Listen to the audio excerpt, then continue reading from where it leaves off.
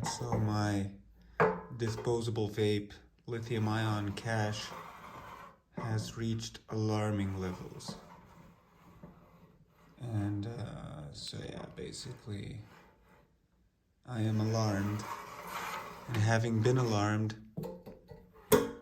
I got to really thinking what I could do with them.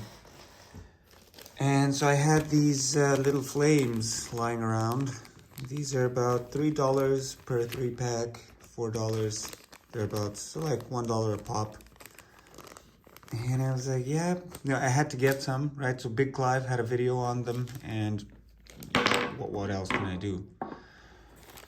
And what I also had lying around are these touch pixel buttons, which are very nice. You see, I have a little diagram for them. I'm not super happy with how I managed to write this down, but basically these are an automatically adjustable, automatically self-calibrating touch button, which works very well, like very well.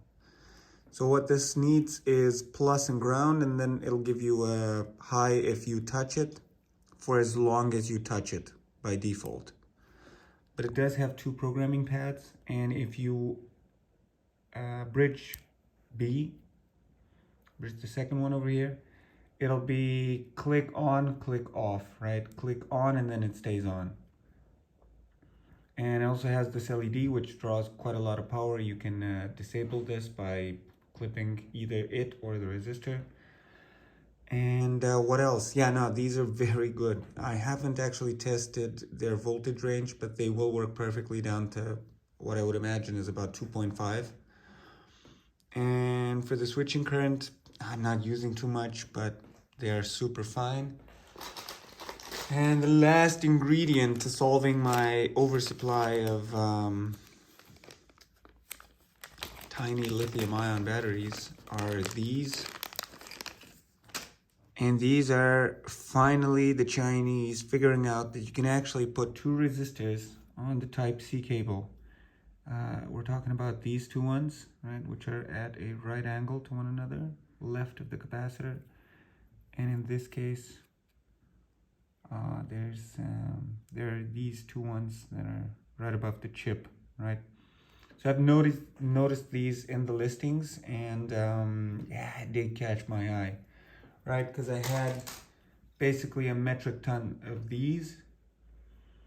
And yeah, this is a pain in the ass because they're using the very high density full connector, and there was no way I could get the programming resistors to actually get this to trigger on Type-C to Type-C cables. And that is super annoying, super annoying. So these are basically useless. But these will actually trigger Type-C to Type-C cables. And they're also fairly inexpensive. We're talking about $1 to $2 a pop, depending on how many you get. And as far as the different layouts, I don't know. I wouldn't care too much. I think one is ever so slightly smaller. Yeah. Nah, whatever. And so with all of that in mind, let's actually zoom out and I'll show you how I built these very nice little, I mean, I love them. Little flame lights in 50 milliliter liquor bottles, which, yeah, I did drink all of them. So yeah, you need one of the charger / protection modules. Basically any disposable vape battery. These are about 300 milliamp hours. And this will last for like 2 days solid, like completely on. So I charge these every few days.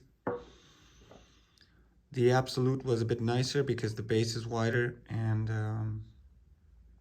access was a bit more fortuitous. This is 450 milliamp hours and it lasts for 3 days, I think.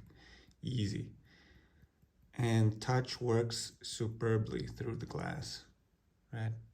The effect is pretty garbage, I will admit, right? It's not super good, but if you have more of them in parallel, it does get better, right? So yeah, and as I said, these do actually work with Type-C cable. So, boom. Is it on? It's on. And what I'm using for glue is not actually sanitary silicone. It's this other kind of, I don't know what it's called. It's called Mammut over here. And it does harden very clear and very stiff, right? So you can see I'm really yanking on this, and it does move ever so slightly, but it hardens quite a bit more than the sanitary silicone. And as far as temperature stability, for as hot as this gets, it's fine, right? And these will charge at, what is it, 3 watts? Yeah, so about half an hour. We're pushing the cells ever so slightly, but it's fine. I'm pretty sure they will not mind. What else? Ah, yeah, let me show you the bits that I'm using to actually cut the glass. Be right back. Alright, so as far as Dremel bits go, I fancy these, right? So this would be a straight rod. I'll put in the text for them or a link in the description. Right, and this is good for finishing the holes. I haven't actually used these to actually cut because they're a bit thick. And for cutting, I found these to work best.